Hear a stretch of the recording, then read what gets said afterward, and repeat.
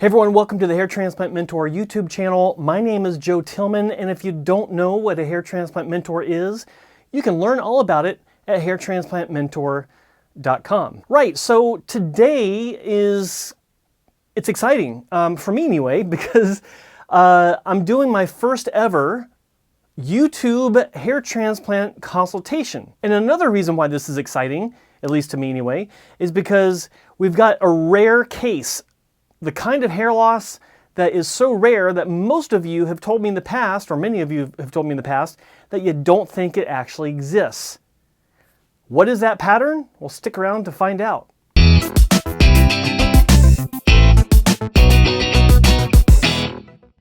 Yeah, so why am I doing this? Well, it's pretty simple.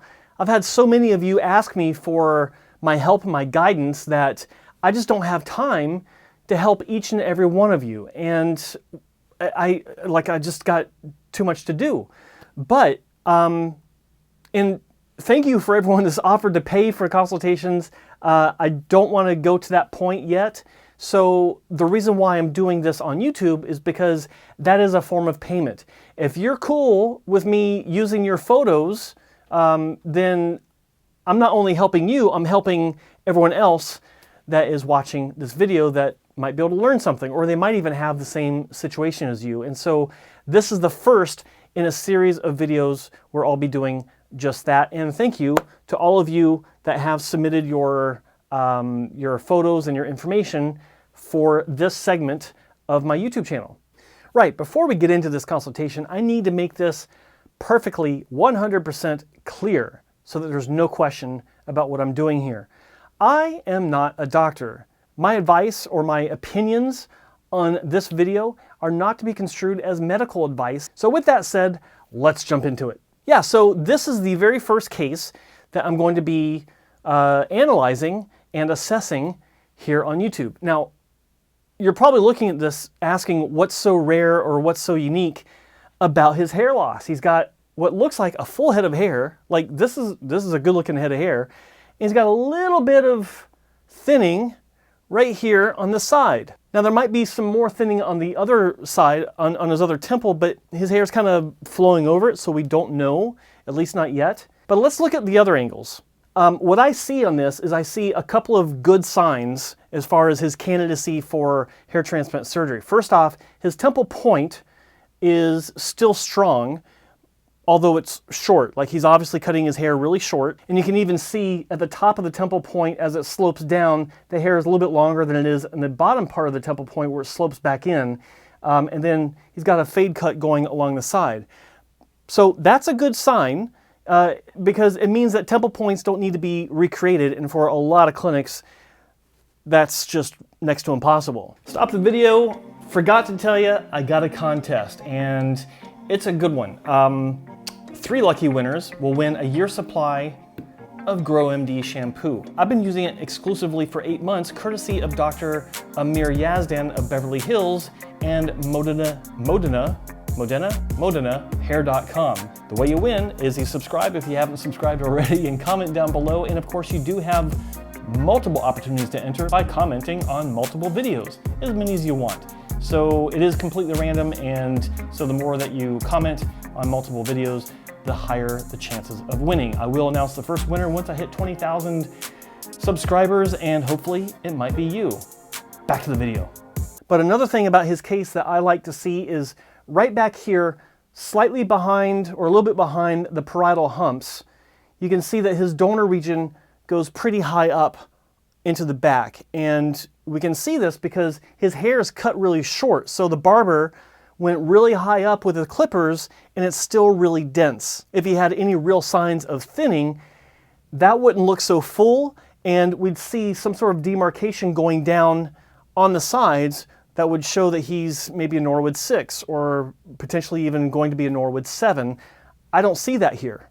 We look at the other side and it's a mirror image. His temple points are very strong. They go very far forward, so there's not a lot of recession there.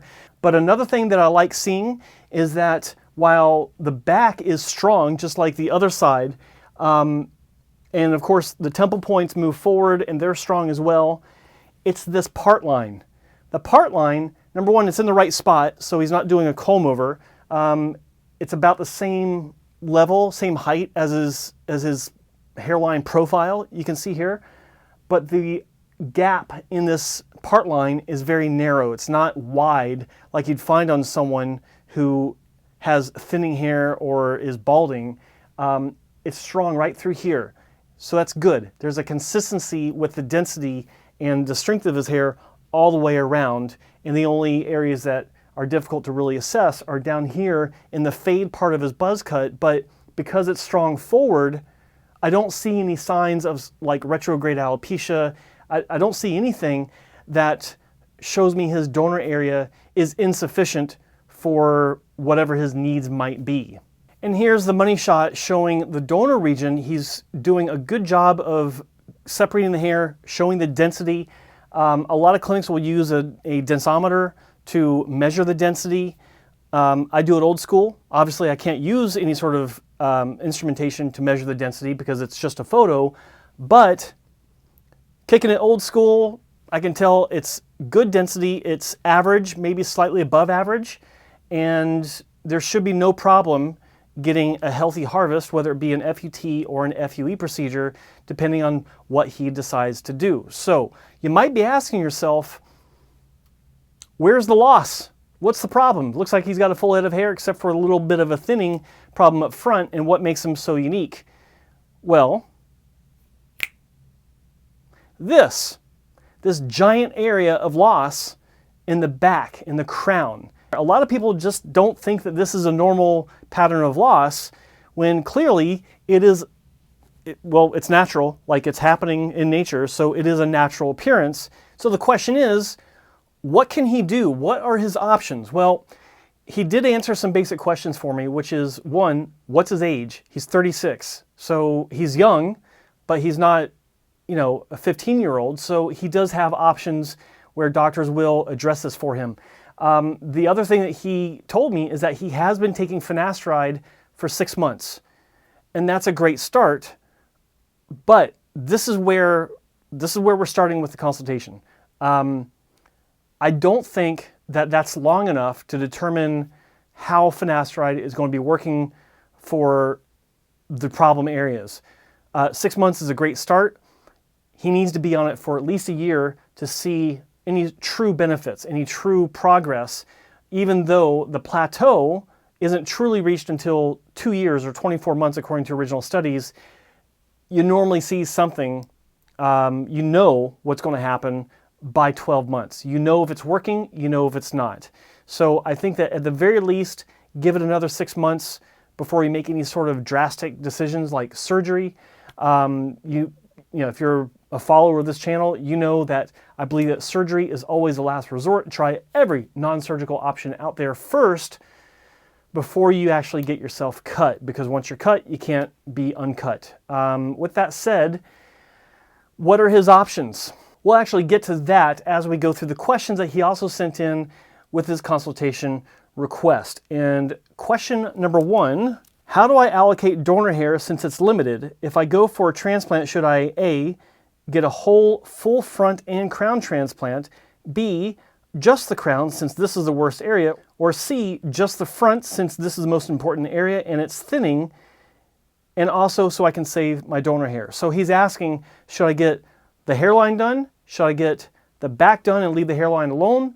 Or should I get both the front and the back done? And this question actually tells me quite a bit about this patient. In other words, I understand how he's viewing his own situation when he looks in the mirror, and it makes sense. What this patient is looking at when he's seeing himself in the mirror is the hairline. He's not seeing the back. He doesn't see the back unless he's using a mirror or he's watching himself in video footage from a security camera or photos taken by others on Facebook, things like that. So the crown, while it's obviously much worse than the front, might not be so much of a concern for him as the hairline, because the hairline is what he sees day in and day out, and I understand it. I get it. So when I say that the hairline isn't a big deal, it's probably a bigger deal to him. So I got to keep that in mind. So how would I handle this case? Well, I think it's pretty simple. Because he might not be so concerned about the crown as he is about the hairline, I think that a moderate procedure for the crown would be the best way to move forward, because it's already really, really thin, and any sort of moderate improvement will be a night and day improvement. And I think that a lot of clinics would say 3,500 to 4,000 grafts because it is a big area. I think that a 2,500 graft surgery would be ideal, because if we assume that most of the grafts would grow, then the improvement will be fantastic. It won't be complete coverage as far as no see-through for the scalp, but it'll still be a big improvement that he might be happy with. And by going down this route, you're doing a couple of things. Number one, you're preserving valuable donor hair. You're not carpet bombing the back and sides through FUE. You're not taking a big strip if you're doing a strip. And 2,500 grafts is a moderate size procedure. But you're also giving it a chance to see what it's going to do. And without wasting donor hair, you can get an improvement that you'll most likely be happy with. And then you have more hair to address the hairline and any future loss should it occur in that front half of your scalp. So by answering his question, how best to allocate his donor hair, I think address the elephant in the room, and that is the crown, but do so conservatively so that your future steps, and there will be future steps, will have more resources to pull from. Question number 2, should I be nervous about getting a hair transplant in the front? My fear is my hair will continue to thin and I'll be left with goofy looking transplant hair right in the front instead of naturally receding. Well, I've already covered that, and this again tells me that the hairline is a stronger concern for him than maybe it should be, like in my opinion, because his hairline's still really strong with only a moderate level of thinning in the frontal zone, the transition zone, so to speak. But it's also why I think that dealing with the crown first will maybe put him over the hump where he won't be so concerned about that anymore, and then the front could be addressed later if he still feels it's necessary. Question number 3, what are your thoughts on exosomes, and would it be better to try those first than go for a transplant once I see how they worked? Of course, surgery is always the last resort, and exosomes might give you a big boost. PRP might give you a big boost. Hell, even some sort of mesotherapy, injection of dutasteride or finasteride, or even using a laser cap. Again, every non-surgical option first before you decide to get yourself cut. And I've seen great results from every approach, and the key here is to take each approach one by one so that 6 months later, you know what worked. Don't be one of these people that throws every option, including the kitchen sink, into the mix, and then 6 months later, like if you got great results, you don't know what's responsible. It might be a combination of all things, it might be just one thing, you don't know, so you're basically stuck into taking all these treatments for the rest of your life as long as you want to keep your hair, and that's just damn silly. You don't want to confuse yourself or waste your money like that. Question 4, is it true that by going for FUT for the first few transplants, you maximize the amount of grafts you have available for transplantation because you can switch to FUE later? Yes, you can in many cases get more grafts via strip, and this isn't counting for some doctors that can get more with FUE than other doctors. Like, that's a different discussion. I'm talking generalities here. You can get more with FUT first and then switch to FUE as opposed to pure FUE. But the problem with that is you don't know how the donor scar from the first, second, or third procedure will turn out. So the key here is, if you're going to go the FUT route first, go to a clinic that is just consistent. Like they're known, like do your research and find clinics that do strip on a regular basis, and understand that even they can have wide donor scars on their first pass with a patient. So never ever assume that you're going to get a perfect scar every time, because it just doesn't happen every time. And why is that? Because it's surgery. That's why it should always be left to being the last resort. You never know what's going to happen. Right, so that's basically it. If this were someone coming to me and I worked at a particular clinic and they wanted an actual assessment for how many grafts, I would say 2,500 to 3,000. That used to be my standardized answer, because you never know until you actually get to the clinic how many grafts they're going to estimate. So it's best if they give a range of grafts as far as the estimate goes, because that means that they're not being held to a specific number, and you understand that this is a guessing game across many spectrums.